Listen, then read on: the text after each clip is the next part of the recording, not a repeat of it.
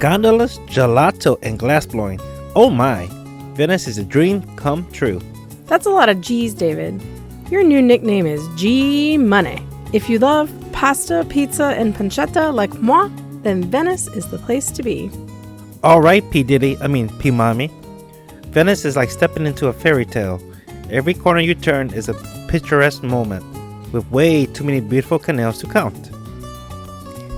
This ain't our first rodeo in Italy, and it won't be the last.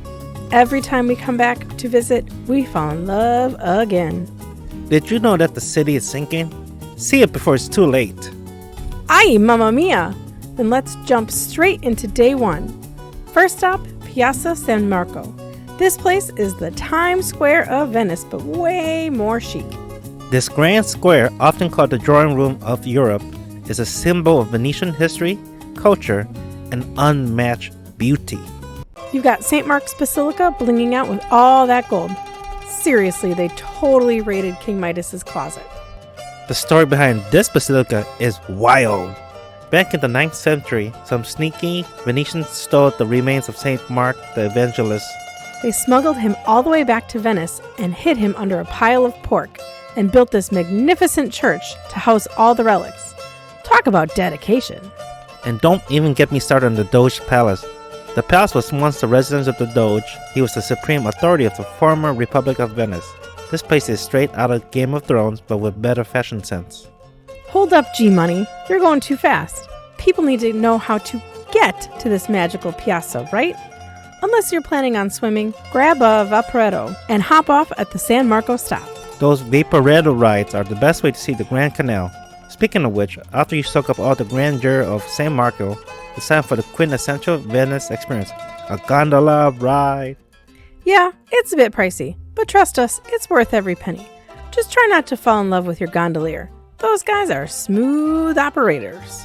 And while you're enjoying the romantic vibes, keep an eye out for the Bridge of Sighs. Legend has it that prisoners would sigh as they cross the bridge, getting their last glimpse of freedom before being locked up. Kinda like when I lose Wi-Fi.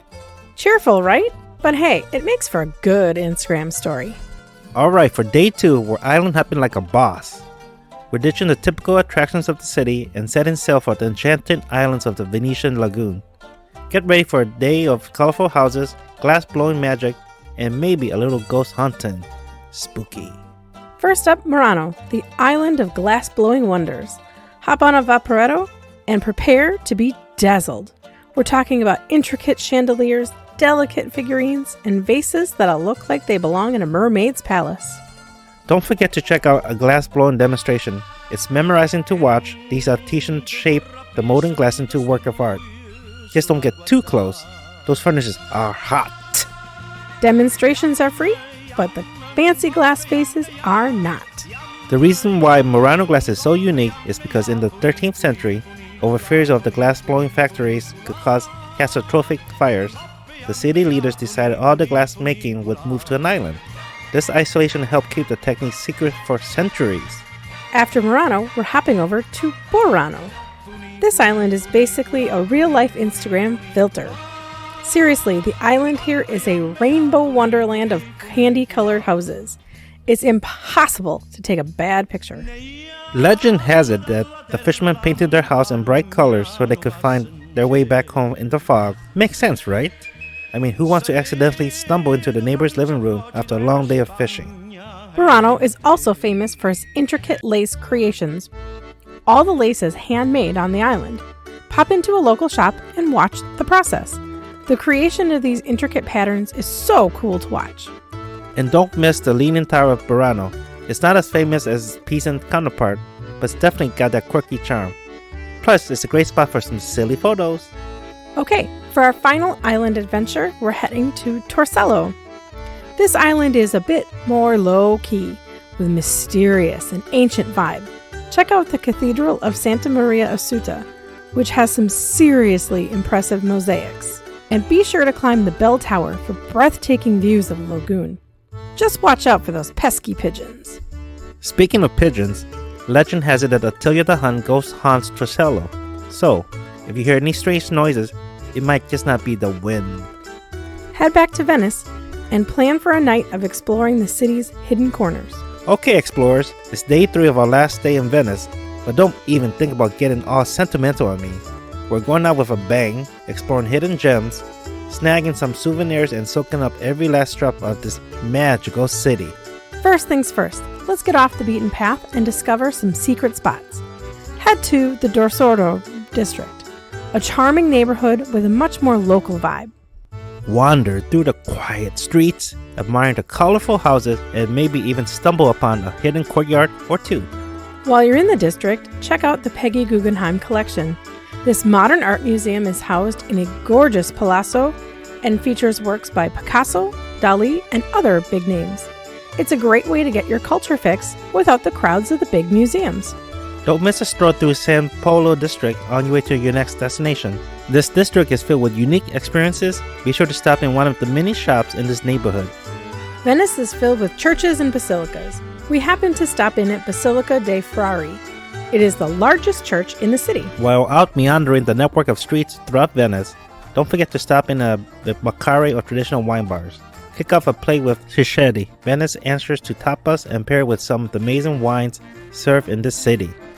Popular Chichetti dishes include bacala, mantecato, a creamy codfish spread on toasted bread, marinated sardines, or prosciutto wrapped everything. Do try the risotto al nero di Sapia, or squid ink risotto, a Venetian classic.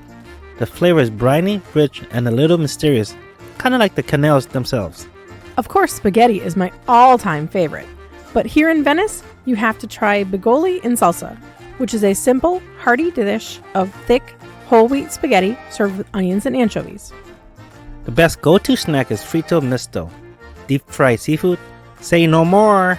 This glorious mix of calamari, shrimp, and tiny fish is served on a paper cone. Perfect for snacking while counting bridges over the canals. And you cannot leave Venice without tiramisu.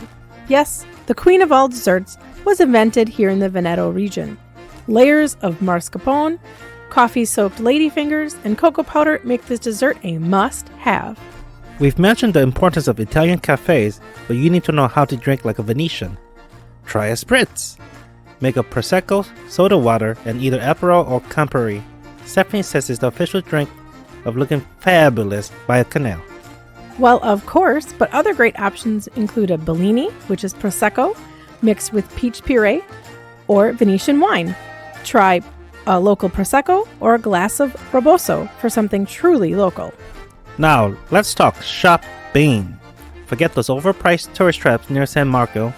We're heading down to the Rialto Market, where you find everything from fresh produce to Venetian masks to Murano glass jewelry. It's a perfect place to snag some unique souvenirs without breaking the bank.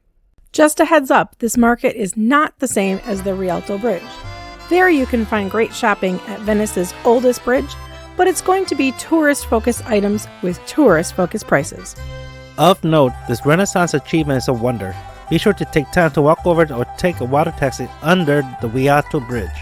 And back to the souvenirs, don't forget to pick up your carnival mask. They're a classic Venetian memento, and they come in all shapes and sizes, from elegant to downright creepy. Just make sure you have enough room in your suitcase. And for the bookworms out there, a visit to the Libreria Acqua Alta is a must. This quirky bookstore is known for its unusual display of books in gondolas and even a full-size bathtub. It's a bibliophile paradise and a great place to find unique reads. For our final stop, let's head back to the Grand Canal and take one last stroll along its banks. Soak up the views and watch the gondolas glide by. Maybe even shed a tear or two as you say arrivederci to this enchanting city. But hey, don't be too sad. You can always come back and visit again. Just promise to bring us a souvenir from your next adventure. All right, travelers, before you pack your bags and hop on that gondola to Venice, listen up as we have a few important Explore Itinerary pro tips that will make your trip a success. First, embrace the sneakers. Venice is a walking city, my friends. Those cobblestone streets and endless bridges are not stiletto friendly.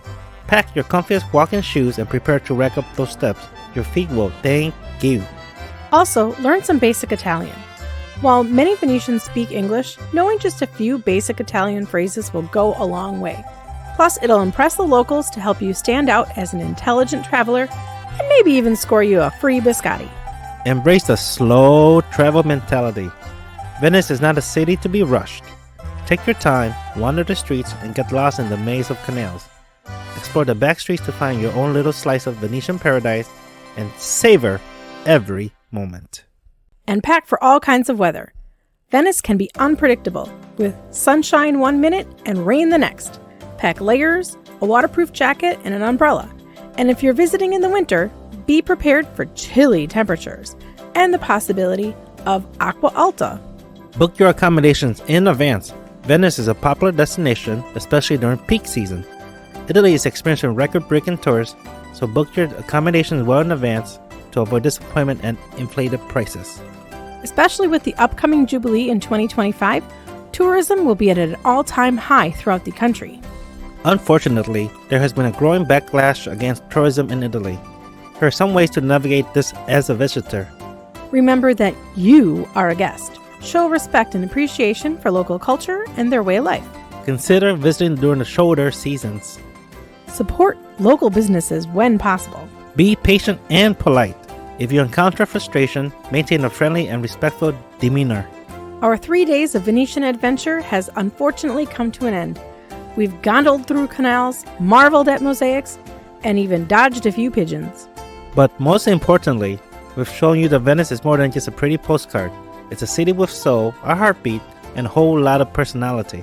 Next time, we're trading our Venetian masks for Florentine fashion, swapping those pigeons for statues of David, the naked masterpiece, and ditching the ciao for buongiorno, as we continue our Italian adventure in Florence. So, what are you waiting for?